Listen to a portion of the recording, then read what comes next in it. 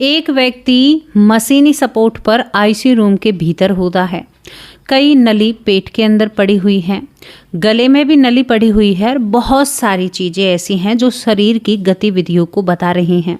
घर वाले, पत्नी, पूरा परिवार रोता है। हर रोज भगवान से प्रार्थना की जाती है, लेकिन कोई ये 1 या 2 घंटे का समय नहीं था, शायद ये बहुत लंबा वक्त था। वो व्यक्ति कोमा में चला जाता है। लेकिन हैरानी की बात यहाँ पर तब होती है कि घर पर सोती हुई पत्नी से आकर वो व्यक्ति कहता है कि मैं तो बिस्तर पर पड़ा हुआ हूँ, बेड पर पड़ा हुआ हूँ, मेरी हालात ऐसे हैं, मैं उठ नहीं सकता, तो तुम गर्भवती कैसे हो गई। एकदम से महिला की आंखें खुलती हैं और चारों तरफ देखती है कि मैंने ये क्या देखा, मैंने ये क्या सुना। अब यहाँ पर वही बात होती है, 2 वीडियो मैंने कोमा के ऊपर आप लोगों को बताई हैं, तो यहाँ पर इस बात को हल्के में मत लेना। कोमा जो होता है उसके बाद भी आत्मा शरीर से बाहर निकल सकती है। साइंस इस बात को माने या ना माने, लेकिन ये कहानी, ये घटना आपको बहुत ज़्यादा ऐसा अनुभव कराएगी और आपको शायद बहुत कुछ ऐसा दर्शाएगी या आपको आनंदित कर देगी। हालांकि एक व्यक्ति से तो बहुत कुछ बीता। सच्ची घटना दोस्तों, इस व्यक्ति से मिलना है तो आज ये बहुत अच्छी ज़िंदगी जी रहे हैं, लेकिन क्या सच में ही ये अपनी पत्नी के पास गया था। इसने जिक्र किया था कि मैं यहाँ पर नर्क लोक और बहुत सारी चीज़ों को देख कर आया। क्या सच में ही ऐसा हुआ था? अगर आपको ये पूरी घटना जाननी है तो चलिए आपको हमारे साथ लेकर चलती हूँ मैं 2010 में। 11 अक्टूबर 2010 की बात होती है। एक व्यक्ति जिनका नाम यहाँ पर मणिभूषण होता है। मणिभूषण नई शादी हुई है। नई शादी करीबन 2 महीने होकर 3रा महीना चला है। घर में बहुत अच्छा वक्त बीत रहा था, क्योंकि नई शादी थी तो बहुत अच्छा माहौल घर का था। शायद वो हवा कुछ ऐसी होती है कि इंसान उसी वक्त सबसे ज़्यादा खुश रहता है। ये एक साइंस के हिसाब से भी मानना है। शादी के बाद ये शाम के वक्त बैठा हुआ होता है जो मणिभूषण होता है। तभी इसके पेट में बहुत तेज दर्द उठता है। इतना दर्द उठता है कि पत्नी, माँ सभी पास आ जाते हैं और कहते हैं क्या हुआ। ये कहता है कि मैं आज नहीं बचूंगा, मुझे बहुत तेज दर्द है। इसको तुरंत हॉस्पिटल ले जाया जाता है। दोस्तों, जब इसको हॉस्पिटल ले जाया जाता है तो वहाँ पर इसको बहुत गंभीर बीमारी बताई जाती है। अब बीमारी ऐसी कि उसमें तुरंत एक सर्जरी होनी थी, बहुत कुछ होना था। घर वाले सोचते हैं कि अरे पेट का दर्द ही तो था, लेकिन अब क्या करें। यहाँ पर उसकी यहाँ पर तैयारियां कर दी जाती है। अब जब उसकी तैयारियां की जाती है या उसके साथ वो चीज़ें डॉक्टर अपना काम करते हैं, मैं आपको क्या बताऊं, करीबन 5 या 6 दिन के भीतर यहाँ पर यानी मणिभूषण जो होते हैं उनके हालात बिगड़ जाते हैं। इतने ज़्यादा बिगड़ जाते हैं कि शरीर काम करना बंद कर देता है। शरीर के कई अंग, फेफड़े में यानी लंग्स में पानी भरना, यानी बीते समय में इन्हीं दिनों में मुझे भी ये प्रॉब्लम हुई थी, मेरे लंग्स में पानी भर गया था। बहुत बुरी समस्या होती है, सांस भी ठीक से नहीं आ पाता है जब ये दिक्कत होती है। बहुत ही ज़्यादा सीरियस कंडीशन थी मेरी उस वक्त। तो दोस्तों, यहाँ पर उनके लंग्स में पानी, किडनियाँ जवाब दे देती हैं, बहुत सारी चीज़ होती हैं। अब यहाँ पर डॉक्टर ने कहा कि भाई हम इनको ठीक नहीं कर सकते। दूसरी बात, वो कोमा में जा चुके थे। एक अच्छा भला इंसान, 2 महीने या 3 महीने उनकी शादी को हुआ था, मणिभूषण जी, और अब एक पल में जिंदगी बिल्कुल बदल चुकी थी, बिल्कुल ही बदल चुकी थी। यहाँ पर मशीनी साथ लेना पड़ता है, मशीन का सपोर्ट लेना पड़ता है, यानी मशीन के जरिए उनका शरीर अब काम करता है। बहुत सारी चीज़ें बिगड़ जाती हैं। आंत का जो पूरा सिस्टम है वही खराब हो जाता है। यहाँ पर मशीन पर पड़े रहते हैं, वेंटिलेटर पर पड़े रहते हैं, सब देखते हैं। लोग कहते हैं कि देख तो रहा है लेकिन बोल नहीं रहा है। ये वो हालात आपको बता रही हूँ, जब हम किसी अपने को उस मशीन पर पड़ा हुआ देखते हैं ना, तो उसके साथ क्या बीतती है आज इसमें आपको वो मालूम पड़ेगा। अब यहाँ पर मणिभूषण जो होते हैं, मणिभूषण जी कहते हैं, जो भी देखने वाला आता है कि भाई वो उसे देख रहे थे, लेकिन धीरे धीरे वक्त निकलता है। भोपाल के हॉस्पिटल में ये 2.5 महीने रहते हैं। 2.5 महीने इन्हें कोमा में निकल जाता है। आप लगाइए 11 अक्टूबर 2010 को ये एडमिट हुए थे, यानी भर्ती हुए थे अस्पताल में। धीरे धीरे वक्त निकलता है, फिर इन्हें दिल्ली के एम्स हॉस्पिटल में भेज दिया जाता है। यानी दिल्ली का हॉस्पिटल आप सभी जानते हैं, बहुत जाना माना अस्पताल है, उसमें रहते हैं। करीबन इन्हें 4 महीने हो जाते हैं इसी कोमा के अंदर, लेकिन इनके अंदर कोई भी हलचल नहीं थी। बिल्कुल ना के बराबर शरीर था। यहाँ पर डॉक्टरों ने कह दिया था कि अब ये नहीं बच पाएगा, कोई भी दवाई इसको नहीं बचा सकती। लेकिन तभी भगवान का चमत्कार होता है। एक नया डॉक्टर अस्पताल में आता है, वो कहता है कि मैं कुछ कोशिश कर कर देखना चाहता हूँ। वो थोड़ी सी दवाइयाँ बदलते हैं। दोस्तों यहाँ पर उनके पेट में कई यानी जो नली पड़ी रहती है और उनके ज़रिए ही उनका यानी यूरिन पास कराया जा रहा था, टूल पास कराया जा रहा था, बहुत सारी चीज़ें। आप अब बहुत से लोग मुझे देखते हैं, यहाँ पर एक तरफ एक बैग लटक रहा है, दूसरी तरफ दूसरा, गले से पाइप डाल रखा है क्योंकि 4 महीने उसको मशीन पर हो गए थे। आप सोच कर देखिए, वेंटिलेटर पर रहे थे तब। तो पहले मुंह में डाला जाता है पैप, फिर गले से निकाला जाता है। जितनी जानकारी मुझे मिली उतनी मैं आपको बता रही हूँ। जब गले से पाइप डाला जाता है तो वो गले का पाइप भी बहुत ज़्यादा दिक्कत करता है, इन्फेक्शन बन जाता है। कहते हैं कि चोट पर चोट आती चली जाती है। यहाँ पर अब ये बात थी अक्टूबर की। यहाँ पर अब 26 जनवरी 2011 को ये व्यक्ति होश में आता है। जब ये व्यक्ति होश में आता है तो पूरे परिवार में खुशी की लहर दौड़ जाती है। अक्टूबर, नवंबर, दिसंबर, जनवरी, यानी 4 महीने पूरा कोमा के अंदर रहा। लेकिन भगवान की गनीमत रही, जब उस डॉक्टर ने दवाइयों को बदला तो ये व्यक्ति होश में आता है और लोगों को पहचानने लगता है। धीरे धीरे और कुछ वक्त लगता है, लेकिन ये खोया हुआ था। इसे नहीं पता था कि जो अक्टूबर में दर्द बना था, ये अब भी यही समझ रहा था कि 12-13 तारीख अक्टूबर की चल रही है 2010 की, लेकिन यहाँ पर 2011 चल चुका था। इसने अपनी माँ से कहा, माँ मेरी पत्नी कहाँ है? जब उस वक्त उसकी पत्नी गाँव गई हुई थी, यानी अपने मायके गई हुई थी। तो यहाँ पर माँ कहती है कि बेटा तुम्हारी पत्नी अपने मायके गई हुई है। तभी यहाँ पर मणिभूषण जी कहते हैं कि मैं तो बीमार हूँ और वो मायके गई है। बताओ, अभी 3 दिन ही मुझे अस्पताल में हुए हैं और वो मायके चली गई। माँ कहती है कि बेटा तू ऐसी बातें क्यों कर रहा है? तुझे 4 महीने हो गए हैं इस बिस्तर पर, तुम्हारी पत्नी मायके में है, आ जाएगी। पत्नी आती है। पत्नी से आते ही सवाल जवाब करते हैं, कितनी तारीख है, कौन सा बार है, कौन सा दिन है? तभी यहाँ पर मणिभूषण कहते हैं कि मुझे तो लग रहा है जैसे मैं 11 अक्टूबर को सोया हूँ और 12 अक्टूबर को उठ गया हूँ, यानी 2-4 दिन आगे लगा लीजिए। वो कहता है कि मुझे तो ऐसा लग रहा है कि एक रात हुई है मुझे। पत्नी हैरान भरी नज़रों से देखती है, 4 महीने बीत चुके हैं आपको। तो दोस्तों जो कोमा के अंदर रहते हैं ना, या वेंटिलेटर पर रहते हैं, तो उन्हें ये नहीं लगता, उन्हें समय का अंदाज़ा नहीं होता है, समय के बारे में नहीं पता चलता। ये आत्मा और शरीर का वो जोड़ है जिसे शायद साइंस भी नहीं पकड़ सकती।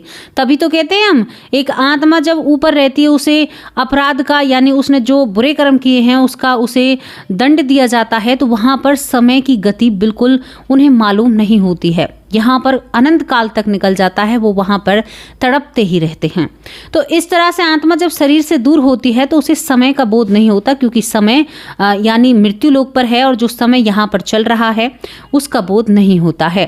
अब इसके बाद इनको घर भेज दिया जाता है, यानी जब शरीर ठीक होता है, लेकिन अभी ये बिस्तर पर ही थे। जब इनको घर भेजा जाता है तो ये बहुत सारी बातें ऊट पटांग करते हैं।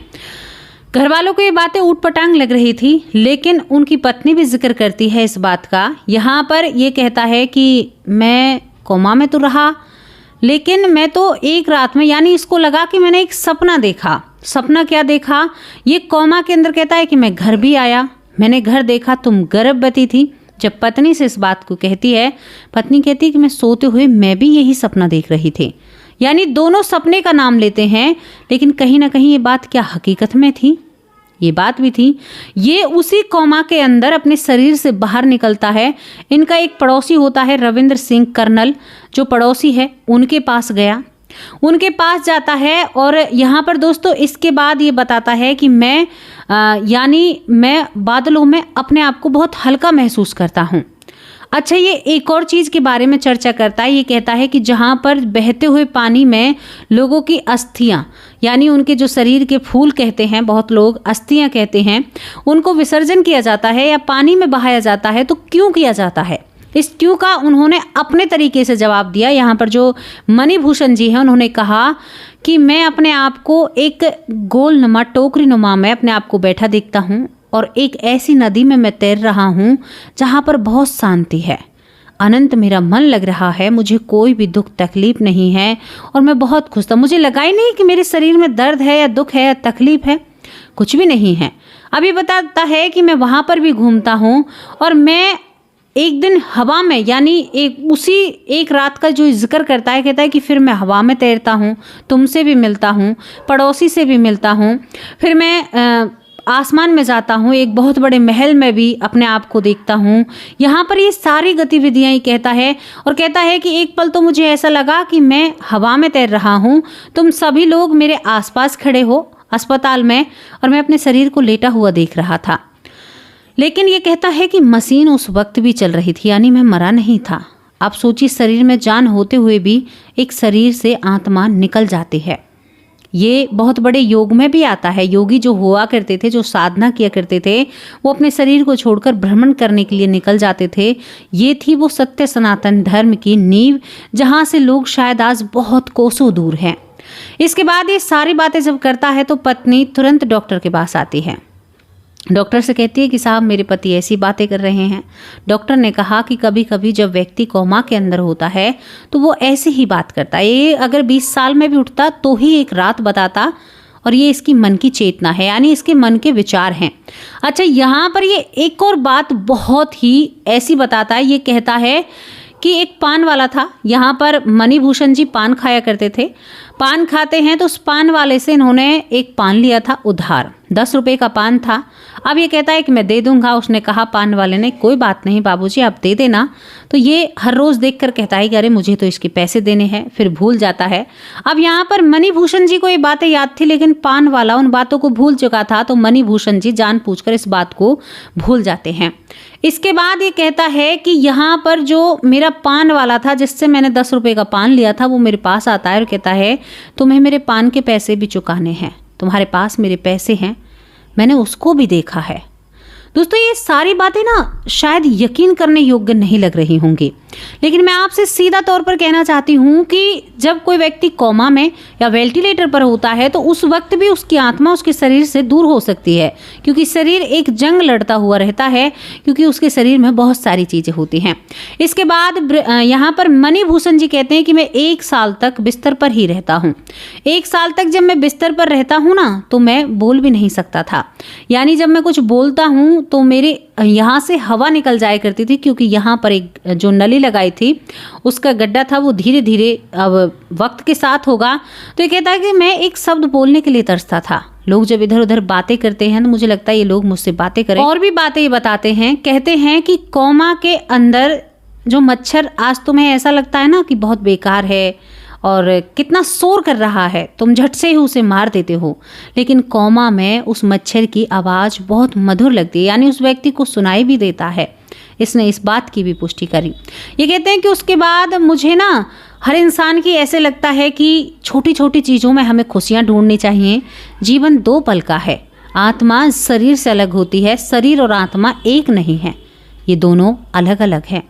आत्मा एक ऐसी ऊर्जा।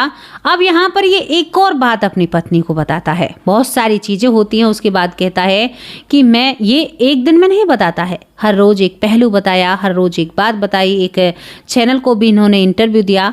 इन्होंने कहा कि तुम्हें ना पहला लड़का होगा और उस लड़के से मैं मिलकर आया हूँ, यानी आने वाले बच्चे से जो बात कही थी मैंने कि अपनी पत्नी से कहता है कि मैं तो कोमा में हूँ, तुम यानी मैं बिस्तर पर हूँ, तुम बच्चा कैसे कर सकती हो। उस वक्त उसकी पत्नी गर्भवती नहीं थी, लेकिन वो ऊपर यानी दूसरी दुनिया में अपने उस बेटे से मिलकर आया था जिसने कहा था कि मैं तुम्हारा बेटा बनकर आऊँगा, मैंने तुम दोनों को चुन लिया है। जो व्यक्ति जिंदगी और मृत्यु से लड़ रहा था उसने पहले ही कह दिया था अपनी पत्नी से, तुम्हें पहला बेटा होगा, क्योंकि मैं उससे मिलकर आया और तभी मैंने आकर तुमसे झगड़ा किया कि तुम गर्भवती कैसे हो सकती हो, क्योंकि उस वक्त थोड़ा सा मैं कंफ्यूज हो जाता हूँ, लेकिन वो पीछे आएगा।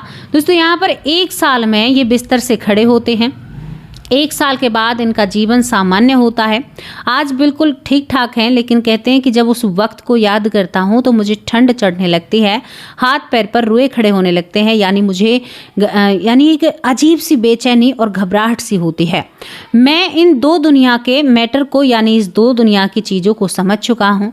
मुझे पता चल चुका है कि ये 2 दुनिया क्या होती हैं, लेकिन जो नहीं समझते हैं उनके लिए बहुत दुख की बात है। उनके लिए ऐसी दुख की बात है क्योंकि वहाँ पर जो भोगना होता है, क्योंकि जब ये अपने बेटे से मिले थे तो वहाँ पर इनके बेटे जैसी बहुत सारी आत्माएं थी, यानी बहुत सारी ऊर्जाएं थी जो इधर उधर जा रही थी। कोई किसी के गर्भ में जा रही थी, कोई लक 84 योनियों में जा रही थी। वहाँ पर इन्होंने बहुत सारी चीज़ों का जिक्र किया। इन्होंने कहा कि मैंने जो देखा सो देखा, लेकिन मैं लोगों के सामने मैसेज रखना चाहता हूँ, अपने आप को बदलिए। अगर रास्ते में आपको कोई पैसे मांगता हुआ नजर आए और वो बिल्कुल लाचार है तो एक पल भी मत सोचना अगर वो लाचार है, कोई हट्टा कट्टा है जिसको ज़रूरत नहीं है लेकिन फिर भी वो ये काम कर रहा है, तो उसको बिल्कुल मत दो, बढ़ावा मत दो। इनका कहना है कि मैंने जीवन के वो पहलू देखे हैं जो शायद मैं अगर बीमार नहीं होता तो ना देख पाता, कभी ना देख पाता, लेकिन मेरी बीमारी ने मुझे बहुत कुछ दिखा दिया और उसे देखकर मैं शायद बहुत कुछ सुधर चुका हूँ। यहाँ पर कुछ बातों का जिक्र करते हैं जो ये कहते हैं कि मुझसे ये कहा गया कि तुमने जो कर्म किए हैं ना उसका भुगतान है ये। अपने कर्मों को ये कैमरे के सामने रखना नहीं चाहते हैं, यानी इन्होंने कहा कि 2010 से पहले मेरे जो कर्म थे वो मैं किसी के सामने तो नहीं रख सकता, ये मेरी निजी बातें हैं, लेकिन उसके बाद मैं को बहुत एक एक कदम बहुत सावधानी से रखता हूँ। उसके बाद मैं सोचता हूँ कि मुझसे कोई कर्म ना बिगड़े, मेरे साथ ऐसा कोई ना हो। यहाँ पर ये कहते हैं कि मेरी आत्मा बार बार शरीर से बाहर होती है और फिर शरीर के अंदर अपने आप आ जाती है। मुझे नहीं पता ये सब कुछ कैसे होता है, लेकिन ये सब कुछ मेरे साथ घट रहा था। और ये कहते हैं कि 2010 के बाद मैंने अपने आप में बहुत बदलाव किए हैं। सबसे बड़ी बात कर्मों के बदलाव। जैसे ही मैं अपने पैरों पर खड़ा होता हूँ तो मैं उस पान वाले के पास जाता हूँ और उसके पान की कीमत उसे देकर आता हूँ, क्योंकि किसी का भी 1 रुपया लेकर मत जाना। ऊपर बहुत बुरा हाल है, आपकी खाल को खींचकर आपसे उन पैसों को लिया जाएगा, आपके शरीर से आपकी खाल को हटा दिया जाएगा और वहां पर मरना है नहीं। आप तड़पोगे आप अपनी मृत्यु के लिए, लेकिन वो मृत्यु आपको नसीब नहीं होगी, वो मृत्यु आपको नहीं मिलेगी। आप तड़पोगे उस मृत्यु के लिए। तो मेरा तो यही कहना है कि अगर किसी से लिया है, किसी से उधार लिया है, किसी का पैसा आपने मारा है, किसी के साथ आपने धोखा किया है, तो सभी से भैया अपना हिसाब किताब बराबर करके जाना। सभी से मेरा ये कहना है। दोस्तों, हमारे बच्चे हमारे लिए बुरा करते हैं तो वो भी हमारे कर्म हैं। अब यहाँ पर कल या परसों में एक वीडियो देख रही थी। वीडियो में क्या था कि करीबन 3 साल का बच्चा है और उसको कैंसर है, ब्लड कैंसर है। तो उस बच्चे के पास खड़े हुए लोग, उसके माँ बाप कहते हैं कि भाई इसने क्या बुरा कर दिया, अभी तो इसकी महज उम्र 1 साल है, यानी 3 साल है। मैं उन लोगों को बता देना चाहती हूँ, देखो उस दिन से हम इस चीज़ पर काम कर रहे हैं। पिछले कर्म तो ना हमने देखे ना आपने देखे, उन्हें तो कोई जानता ही नहीं है पिछला कर्म कौन सा है। अब भाई जो ये जीव हैं इनके भी तो पिछले कर्म हैं, वरना ये भी ऐसी ज़िंदगी चाहते हैं जैसी हमारी है, मनमर्जी उठना, मनमर्जी खाना, मनमर्जी पहनना, ज़िंदगी मौज से बितानी। तो ये सारी बातें कहीं ना कहीं यानी सर्कल बनाती हैं। तो इन बातों को बिल्कुल ध्यान में रखकर अपने काम को आगे बढ़ाइए, अपने जीवन को आगे बढ़ाइए।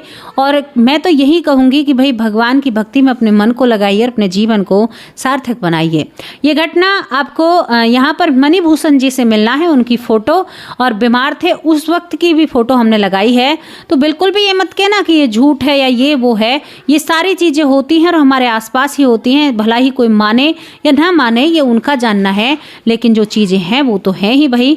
यहाँ पर अब मेरे परिवार के नाम लेने की बारी है। यहाँ पर जवाहरलाल भाई कैसे हो आप, हरीश नारायण भाई आप कैसे हो, डॉक्टर सुरेश सोनी भाई बहुत अच्छे भाई हैं, पीहू हेला मेरी प्यारी बहन, राजा राम भाई कैसे हो, ऐश्वर्या माँ आप कैसे हो, दीपिका राज बहुत बहुत धन्यवाद, कन्हैया मिश्रा बहुत अच्छे भाई हैं, अशोक कुमार मिश्रा बहुत बहुत धन्यवाद, इराज ठाकुर बहुत बहुत धन्यवाद, जुगल शर्मा बहुत बहुत धन्यवाद, मधु उपमन्मा आप कैसे हो, सीमा अरोड़ा बहुत बहुत धन्यवाद, सीता शर्मा मेरी प्यारी बहन आप कैसे हो, अनीता बहन आप कैसी हो, ओम प्रकाश भाई आप कैसे हो? पुष्पा बहन कैसी हो? पूनम यादव बहन कैसी हो? रवि सिंह भाई कैसे हो? कृष्णा आचार्य बहुत बहुत धन्यवाद। यशवंती माँ आप कैसे हो? तारक चंद पलवल से बहुत अच्छे भाई हैं। भूप सिंह भाई, चंद्रकांत साहू बहुत अच्छे भाई हैं। नारायण सिंह भाई आप कैसे हो? सुभाष चंद्र भाई कैसे हो? विनीत शर्मा बहुत अच्छे भाई हैं। प्रवेश कुमानिया बहुत बहुत धन्यवाद। यश दलाल, पुरुषोत्तम भाई कैसे हो? सीता मौर्य माँ आप ठीक हो? यहाँ पर सुरेंद्र पालकौर बहुत प्यारी माँ है। वंदना चंदेल बहुत बहुत धन्यवाद। ऐश कुमार बहुत अच्छी बहन है। बबीता बहन कल मुझसे कह रही थी कि बहन मुझसे कोई नाराजगी है। नहीं मेरी प्यारी बहन, आपसे कैसे नाराजगी होगी? आप तो हमारी बहुत प्यारी बहन है, मेरी प्यारी बहन बबीता। वंदना चंदेल बहुत अच्छी बहन है। ऐश कुमार बहुत बहुत धन्यवाद। मदन तोमर बहुत अच्छे भाई हैं। सत्यम भाई कैसे हो? सुरेंद्र कुमार भाई आप कैसे हो? हीरा कुमारी हमारी बहुत प्यारी बहन है। पुष्पा पांडे बहुत बहुत धन्यवाद। सुमन देवी बहुत अच्छी बहन है। कांति भाई जी बहुत अच्छे कमेंट करते हैं। मंजू चौधरी बहन आपने कहा कि आप अस्पताल में हैं, सब कुछ ठीक तो है ना? बच्ची ठीक है, गुड़िया ठीक है? मुझे ज़रूर कमेंट बॉक्स में लिखकर भेजना। बेटी का बॉस कैसी हो प्यारी बहन? श्रद्धा शर्मा बहुत प्यारी बहन है। रीता त्रिपाठी बहुत अच्छी बहन है। नंदी बिष्ट बहुत बहुत धन्यवाद। ज्योति श्रीवास्तव, किरण वालिया बहुत अच्छी बहन है। सिकंदर सिंह बहुत बहुत धन्यवाद। स्नेहल दुबल बहुत बहुत धन्यवाद। उषा आगरा से। बीबी सिंह भाई कैसे हो? रमन भाई आप कैसे हो? प्रवेश भाई आप कैसे हो? बबली बहन आप कैसी? बबली जांगरा। बलवीर स्वामी बहुत अच्छे भाई हैं। खुशी सिंह बहुत बहुत धन्यवाद। डॉक्टर रंजीत कुमार मिश्रा, सीमा अरोड़ा दिल्ली से। सीमा बहन लखनऊ से। सुमित्रा पौर, विनोद भाई, सिकंदर सिंह भाई, पूरा परिवार कैसा है? अपनी राय लिखकर भेजना। और सभी का साथ मुझे आगे बढ़ने में बहुत मनोबल बढ़ाता है। बहुत बहुत धन्यवाद। यहाँ पर दोस्तों दिन के वीडियो में थोड़ी सी मिस्टेक हो गई थी, उसके ऊपर कमेंट आ रहे थे, तो कभी कभी ऐसा होता है कि बोलते वक्त कुछ चीज़ें ऐसे हो जाती हैं। तो चलिए अब आप लोगों से विदा लेते हैं। खुश रहिए, स्वस्थ रहिए, मस्त रहिए।